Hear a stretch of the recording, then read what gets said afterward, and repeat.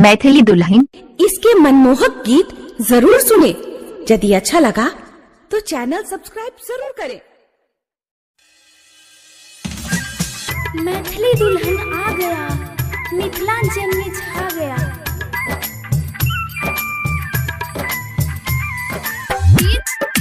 मुन्ना राज रमनजीत यादव हिचकी बजा।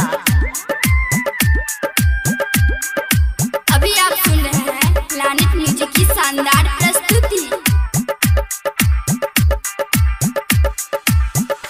अपना तू सैया के जरे, सैया के जरे, अपना तू सैया के जरे चल जेबही भोरे भोरे, चल जेबही भोरे भोरे।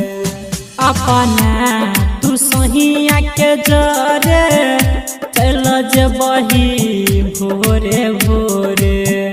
तोरा बिना के ना हम जीबौगे जान, तोरा बिना के ना हम जीबौगे जान। डीजे सत्यम दिल की धड़कन। अभी आप सुन रहे हैं प्लैनेट म्यूजिक की शानदार प्रस्तुति। मुन्ना राज, मुन्ना राज, मुन्ना राज हिचकी बजा।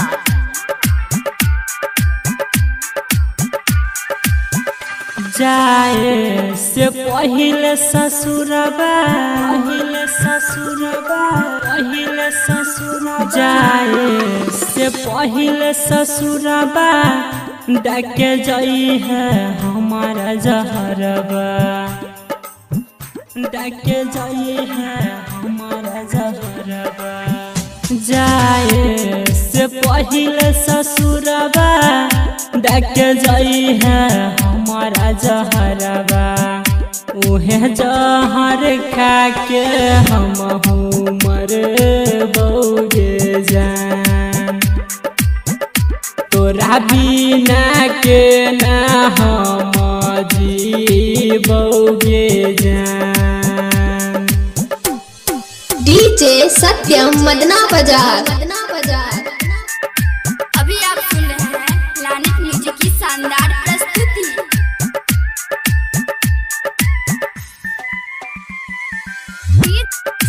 मुन्ना राज, मुन्ना राज, मुन्ना राज हिचकी बजा।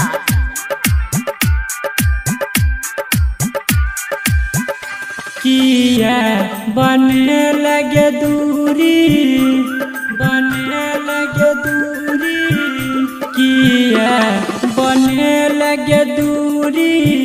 बुझला नहीं हमर मजबूरी, बुझला नहीं हमर मजबूरी।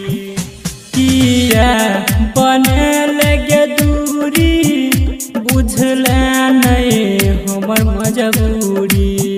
रहमन जी सुनील के किया भूले लगे जान, तोरा बिना के ना हम जीबौगे जान।